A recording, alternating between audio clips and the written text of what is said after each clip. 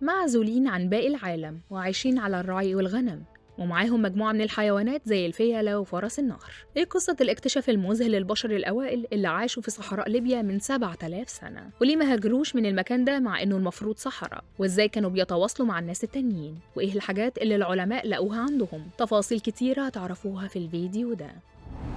في صحراء جنوب غرب ليبيا، وتحديداً في مكان معروف بمأوى صخرة كاركوري، كان في يوم من الأيام مكان مليان بالحياة. قبل 7000 سنة كانت المنطقة دي مش صحراء زي ما هي دلوقتي، لكن كانت عبارة عن مساحة خضراء مليانة بالأشجار والبحيرات والأنهار، وكان فيها حيوانات ضخمة زي الفيلة وفرس النهر. كمان كانت مأوى للإنسان القديم اللي كان عايش هناك في بيئة خصبة. اللي حصل دلوقتي إن العلماء اكتشفوا حاجة مذهلة، قدروا يستخرجوا الجينوم الكامل لأول مرة من بقايا ستات كانت عايشة في المنطقة دي. يعني ببساطة عملوا تسلسل كامل للمعلومات الوراثية ليهم، وهي حاجة جديدة في عالم الأبحاث، خاصة إنهم بيستخرجوا الحمض النووي من بقايا بشرية في مكان قاسي زي الصحراء اللي عادة ما بيكون فيها صعوبة في الحفاظ على الجينات. حسب موقع CNN بالعربي، الدراسة دي كشفت عن مفاجآت كتيرة. أول حاجة إن الباحثين اكتشفوا إن سكان الصحراء الخضراء دول كانوا عايشين في عزلة جينية لفترة طويلة، وكانوا مجموعة سكانية غير معروفة قبل كده. يعني على الرغم من إن المنطقة دي كانت مليانة بحيوانات برية وكان فيها بيئة خصبة، إلا إن البشر كانوا معزولين عن باقي العالم. المنطقة دي كانت نقطة تجمع لكتير من المجتمعات القديمة، منهم 15 ست وعيل صغير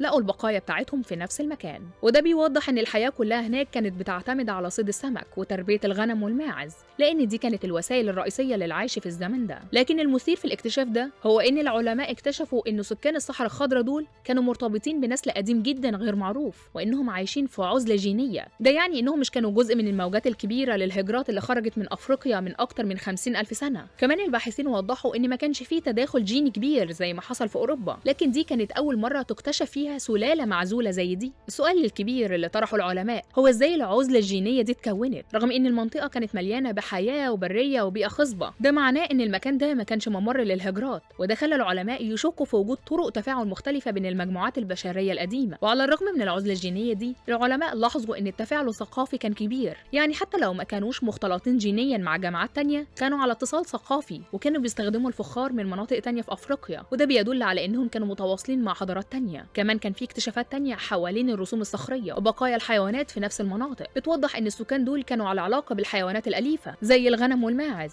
وده خلى العلماء يفكروا في إمكانية ان الرعي انتقل ليهم من ثقافات تانية من خلال التفاعل الثقافي. لكن مع كل الاكتشافات دي العلماء لسه عايزين يكتشفوا اكتر. يعني دي لارانيال باحث في الدراسة قال انهم لسه مش قادرين يعرفوا كتير عن اصول الناس دي، رغم انهم اكتشفوا ان الحمض النووي كان محفوظ بشكل جيد جدا في الهيكلين العظميين، الا انهم لسه في مرحلة دراسة كل التفاصيل عن حياتهم. ويظهر إن الاكتشافات دي ما هي إلا بداية علشان نفهم بشكل أعمق عن حياة الناس اللي عاشوا في الصحراء الكبرى في أوقات سابقة، واللي كانت مناطقهم مليانة بالأسرار اللي لسه لحد النهاردة علماء الآثار مش قادرين يكتشفوها. لكن الأكيد إن الحياة في صحراء ليبيا كانت في يوم من الأيام مليانة بالخصوبة والجمال، وإنها كانت مركز لحضارات قديمة وأساطير فيها لسه كتير من الأسرار.